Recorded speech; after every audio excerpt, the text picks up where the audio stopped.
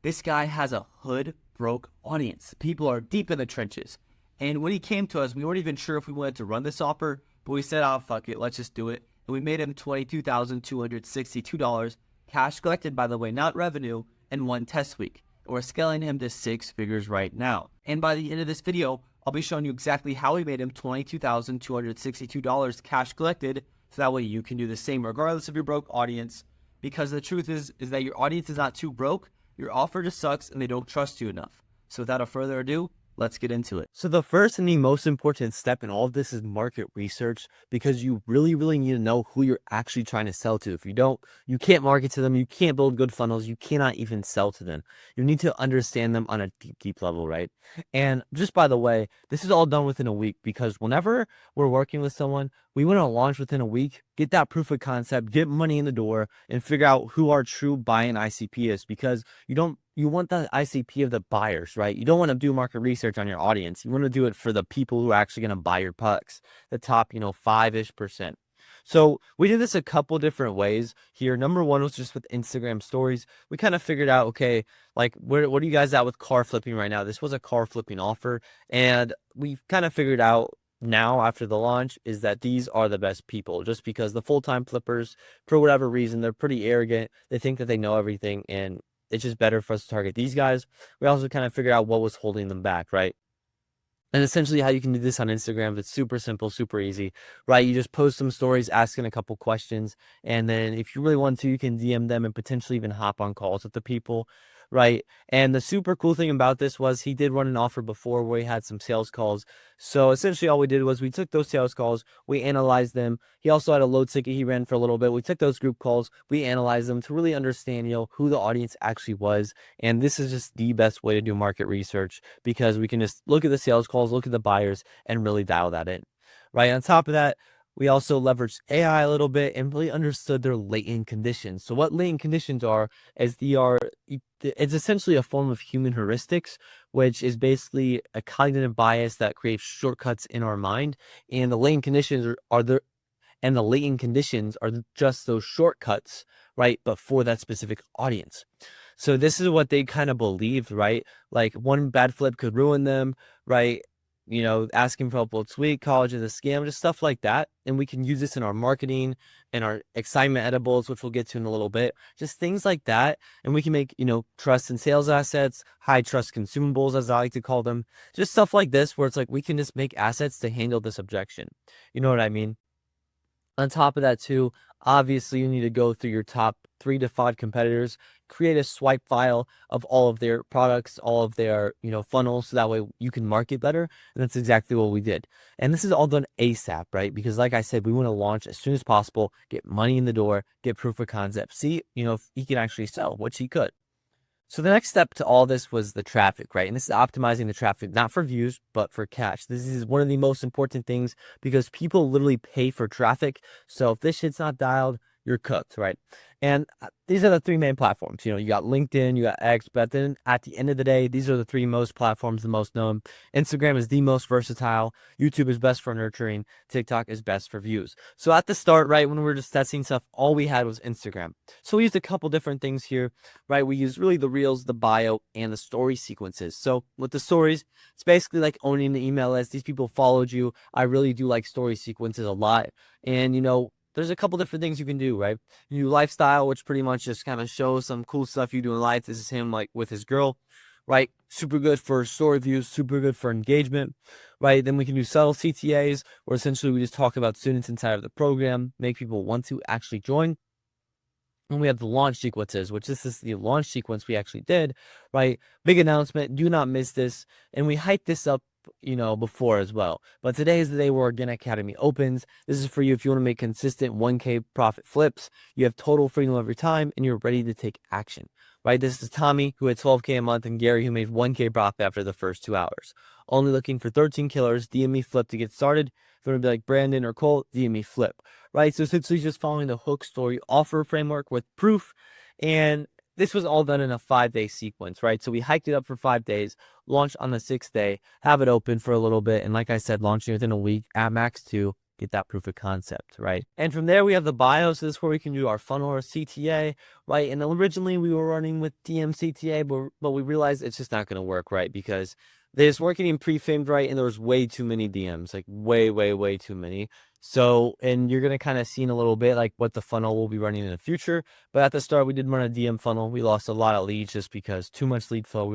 We were not really ready for it. But then on the reels, right, essentially we just have them DM the word flip and send them down the funnel. So it's super simple, easy content. And in the future, right, with this next like launch and an evergreen system, we're going to be implementing the content flywheel, which is pretty much what I use with all my clients to just have a whole ecosystem of content, right? So use the Instagram the same way. And you got the link in bio, the reels, the story sequences. But what you want to do is you want to leverage TikTok, the ice cold leads, sometimes, half brain dead, for views, and you funnel them to YouTube. This can be, the YouTube VSL, or this can be trust and sales assets.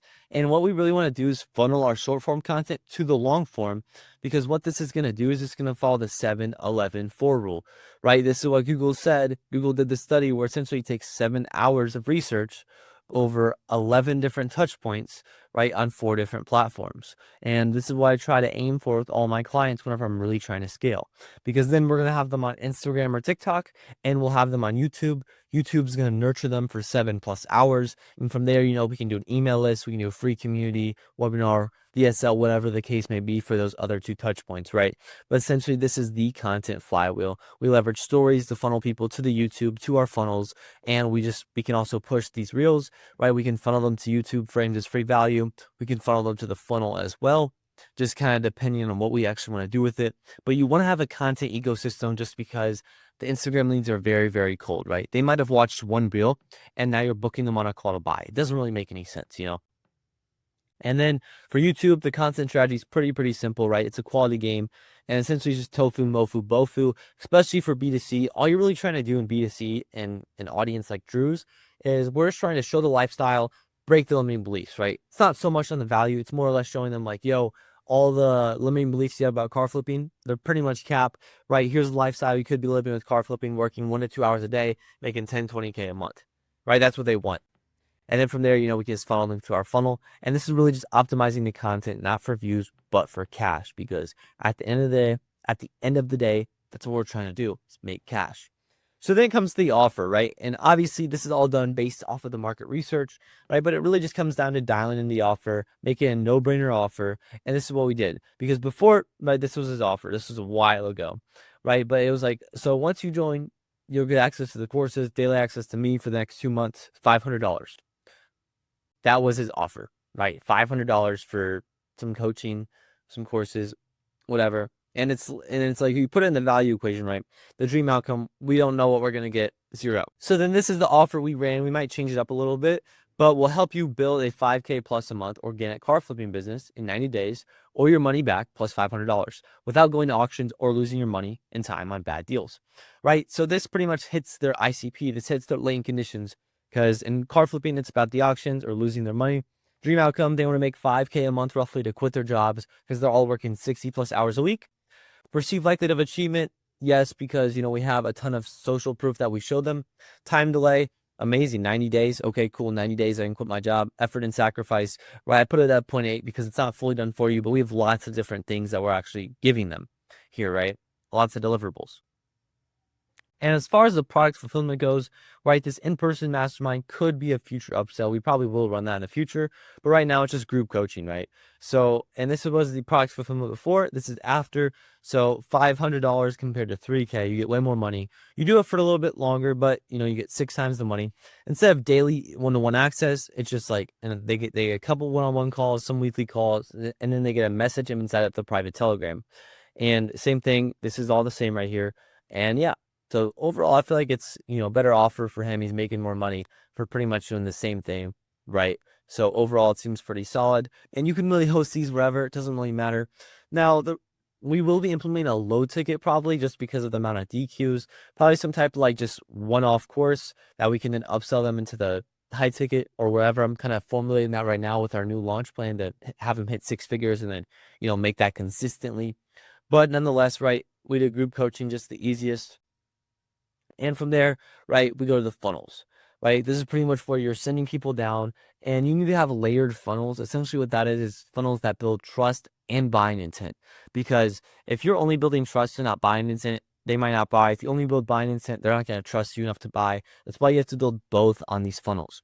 And essentially, you just need to know the audience better than they know themselves and drag them through the level of awareness. Because there are 5 levels of awareness, and you need to understand where people are at. So typically, whenever they're watching your content, right, they are typically kind of solution aware. But with his content specifically, they were cold, right? Because they watched one reel, they DM'd the word flip, and now we're trying to book them on a call and get them to pay. So that's why ideally you want to have the layered funnels, implementing the content flywheel with a good funnel that builds trust and buying intent, because then it takes them from cold to warm, and then your funnel can take them from warm to high, right? And essentially, we ran the VSL funnel just because it's just the simplest. It's just like pretty easy to do, qualifies people, and yeah. Overall, right, we had a hypnotic headline, learn the little known secret that makes you want to actually open it. That's creating millions for new car flippers. Now, it was okay headline. We had about a 48% play rate. So I think the main thing here was that millions seemed kind of out of reach for them. So we're going to be experimenting with that later down the line. Then we simply had a VSL, right? That's a free training that pretty much shows them why our thing is the best selling point. Definitely going to be changing up that VSL as well. Then the play rate, the engagement rate, whatever, the retention rate, I guess, could have been better for sure. So we'll be dialing that in. And then one-on-one coaching, because we had a lot of people coming through that weren't trying to pay. But once again, that's the framing. And on top of that, that is, the trust that we built. Right, so we just kind of qualify them financially. Later down the line, this next time we sell, we're gonna have an application there instead. But then we have social proof. That's it. To show them like, yo, this is possible. Afterwards, we have a pre-call page where it's like, yo, your call's not confirmed, right? That makes them want to watch the video. Lets them know that the team will be contacting them. And the truth is, whenever you're triaging, speed to lead is huge, because after 5 to 10 minutes, you are 7 times less likely to actually get that lead if you wait 24 hours, right? And I forget the exact statistics, but basically what it said was speed to lead is huge for B2C and B2B. You need to hit these prospects ASAP. Otherwise, you're probably not going to get a chance to qualify them. They might not even show up to the call, right? But then we had the VSL again, just in case they didn't watch it. And we'll definitely be changing up this pre-call page. It's going to be a super dialed one. I'm not going to show it yet. We got some, special sauce for that. But essentially how it's going to work is we're going to have some assets, and we're going to be hitting them with a really good excitement edibles that I'll probably be showing you guys over here in a little bit, right? But essentially after that, you throw them down the funnel. They actually book the call. This is where the sales come in. And you really want a Navy SEAL sales process, basically where no lead gets left behind. Because if you're burning leads on a low show rate, low close rate, you are burning cash, especially if you're running ads. So you need to know your KPIs. You need to track all of your numbers, know your bottlenecks. It's all math. And if you can't do math, you cannot predictably scale. Okay, cool. So this is kind of a pre-call process we ran, and I'm gonna kind of explain why and why it honestly could have been better. But essentially, they book a call, right? And we message them with a setter, basically to triage them, make sure that they're not lying. Which we lost a lot of leads here just because speed to lead was not on point, which is gonna be a big emphasis next time, right? Because you want to have speed to lead, because like I said, if you're not calling them ASAP, they're probably not gonna respond, right? And then the next thing that we want to do is make an Instagram group chat with the closer, the prospect, and the creator, because right, they can easily ghost the creator and the setter because they don't really know them, but they're not going to ghost the authority. They're not going to ghost the creator, which is why maybe not at scale if you're doing $1 million months, but if you're doing 50 to 100K, you can easily do the group chat method and people are going to show up. And these are literally my exact SOPs of how it actually works. I'm giving you guys this sauce for free. Right, but as soon as the call is booked, the setter makes a group chat with the prospect, either using Drew's business number or group chat on Instagram, just kind of whatever works. And they essentially just go through something like this, like, what's up? Your call is booked. Meet closer. Introduces the closer, brings that trust from the creator to the actual closer, right? He introduces himself, and then essentially what we want the closer to do is have conversation with him, answer any questions beforehand, and push him to more assets. So if he has a question like, yeah, I'm kind of curious, how do you guys flip unlimited cars legally? Yeah, we do this thing called dealer's rep, where essentially you can avoid all the overhead of a dealer's license, but you can still flip unlimited. Here's a video breaking that down if you want something more in depth. Because essentially he answers the question, and then he pushes him to sales assets. So if the lead is extra curious, he'll watch that video. And then pretty much, right, the setter as the creator just confirms that he's going to show up. And this will easily have you at a 70 to 80% show rate. easily just because they're not going to ghost the creator. And then this is the kind of reminders that we had, which were okay. I'm going to show you something way better though, which is called Excitement Edibles, which we just built and which we are going to be running for the next launch. And just by the way, I do have this whole entire SOP breaking down every little step of the process of what we need for these Excitement Edibles. That is only for my clients, where pretty much just work with them, fully done for you service, right? Whatever they need, building the funnels, doing the landing pages, doing the market research, everything in this whole entire process fully done for them. So all they have to do is sit back and record some content. If you want to see how that can be you, first link in the description, you can book a free one-on-one call with me, right? But essentially these Excitement Edibles are just high trust consumables. They take these guys, from problemware, solutionware, whatever, where they're just kind of curious, they're kind of interested in, your program to ready to buy it, right? And there's tons of different ones, but there's 4 main ones. There's scientific studies, third-party reviewed. There's case studies. There's sales and trust assets. There's mission and vision assets, okay? So the scientific studies, you pretty much use scientific studies to prove your claim. Third-party reviewed, these can be done by colleges, by scientific universities, whatever the case may be. For example, the car market's a $4.4 trillion industry, right? That's a way where we can talk about that. We can send them that and be like, basically sell them like, yo, this is the time now. This is more used in the VSLs, but still, where it's like, yo, it's 4.4 trillion. It's going to be 7 trillion in a couple years. The car market is exploding. This is the opportunity, right? Because it's not just you talking out of your ass saying that's the opportunity. You're using science to back that up. Next is case studies, which essentially just show your product actually works. This can be student interviews. These can be screenshots, whatever the case may be. Just kind of showing like, yo, this shit's legit. We're not scamming people. We are not scamming people over here. We're actually getting results, right? From there, it's sales and trust assets. These just handle common objections. For example, for a fitness offer, it can be a video, showing how genetics don't matter, utilizing both long and short form. You can do these things where it's like, 30 to 60 seconds. You also do some where it's 5 to 10 minutes plus. But essentially, they just handle the common objections, get them to know, like, and trust the creator more. Then finally is the brand assets. So these more humanize your brand, show why you're doing this mentorship, right? I started this because I want a community of test maxers. I started this because I want a community of car flippers, whatever the case may be. You just kind of do that. And those are the 4 main ones. Like I said, the whole SOP is reserved for my specific clients. So if you want to see if that could be you, you can book a call down below. This might seem a little crazy, but going in the future, right, hitting them with 5 to 6 emails a day. You're probably thinking, whoa, 5 to 6 emails a day. What are you saying, bro? But the truth is that with 5 to 6 emails a day, you're getting them all the information that they need. We do not want these information seekers on the calls. We do not want them to be kind of curious. We don't want them seeking information. By the time they get on the call, we want them to know everything that they need to know about the offer, except for a few things so that way they actually show up. So that way, whenever they show up, they're like, yeah, I'm ready to buy. I don't have any objections. Because the truth is, whenever you're just sending these BS reminders, their information's not getting handled. And these are just automated messages. You want these to be like stuff where they actually want to go through these emails, because if they go through more of your content, it's going to handle all of their objections and they're going to be ready to buy. It's that simple.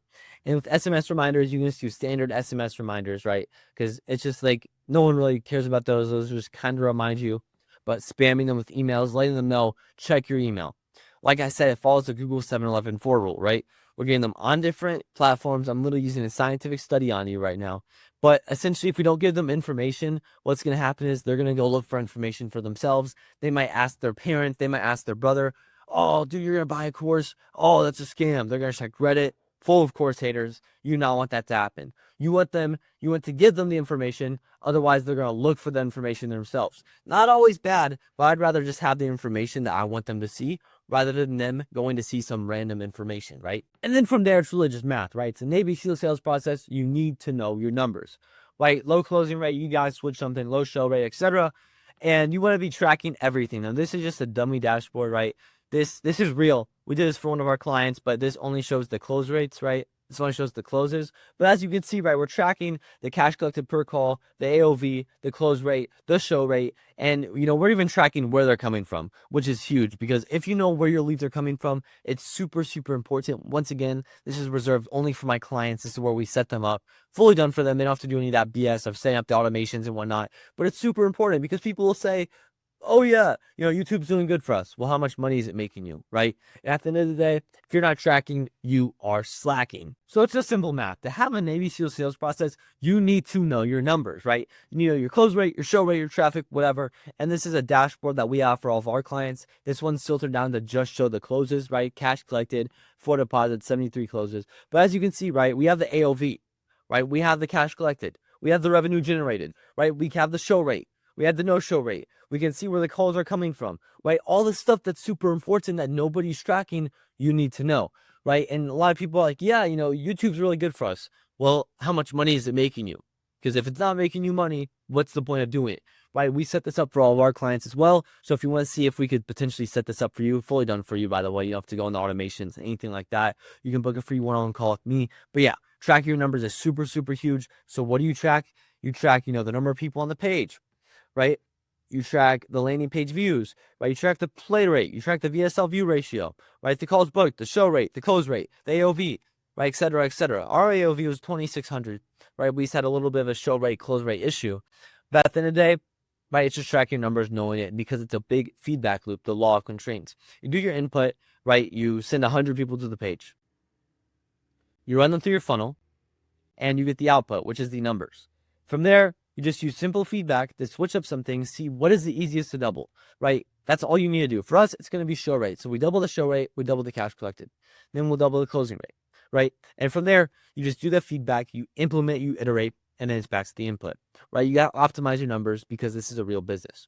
From there, super simple. It's simply just fulfillment, right? Where payment received, they get the contract, which is literally exactly like this. We have an onboarding video. They join the Telegram. They book their one-on-one call. We get them access to the school. We give them the roadmap to follow. Every offer is different, but here are some general actionables, so that way you can actually, get real results, because you do not want to scam. First 24 to 48 hours, we need a really good onboarding. We need to get them access to everything. If you have a bad onboarding, you're cooked, bro. It is cooked. From there, we just give them a simple roadmap to follow, right? Where it's like, and we built this out for Drew, by the way, but essentially just takes them from where they are now to where they want to be. So that way it's a really good selling asset as well. And it just shows them like, yo, it's super simple process. We built that out for Drew. On top of that, MVP course content, just give them some expectations of the journey, and, give them something to consume, so that way they get some quick wins, because whenever they join, the first 48 hours are the most important. Within 48 hours, if they don't feel like it's a good decision, they might try to charge back. They're not going to feel happy, whatever the case may be. And results over everything. You want to be tracking all of this stuff, right? You want to be tracking your payment plans. You want to be tracking where people joined, what actually happened, et cetera, because this student success means you can upsell them, means you can make more money, right? And that's what we're here for. So you got to get real results, and we can track all of this and make sure that the people joining are actually going to get results, right? And from there, it's super simple, super easy. All we're doing is just going to scale him up. So we're going to scale with organic, tap into ads later. So essentially, we're just going to use the content flywheel to build a trust and buying into inside the audience. And then we're going to be using a different type of funnel, which I'll be showing you in the breakdown once we do 6 figures, right? But essentially, we're going to really optimize this YouTube. That's going to be the big lever for us. And we already, already got a ton of scripted content for trust and sales assets, because what we did now with this launch is we got our real ICP, our buying ICP, took all the sales calls of people who bought, who actually paid, not just the deposits, but actually people who paid like 3K, 1.5, 1K, but really mainly focusing on the people that piffed. And from there, right, we know their ICP, we know their common objections, we make that into YouTube content, use that in the excitement edibles, send them that before the call. And yeah, it's pretty simple, pretty easy flywheel. We're just going to really down on the content, and we're going to be running crazy funnel here in the next couple weeks. But yeah, that's essentially how we made him $22,262 in one test week. And it's super simple, it's super easy.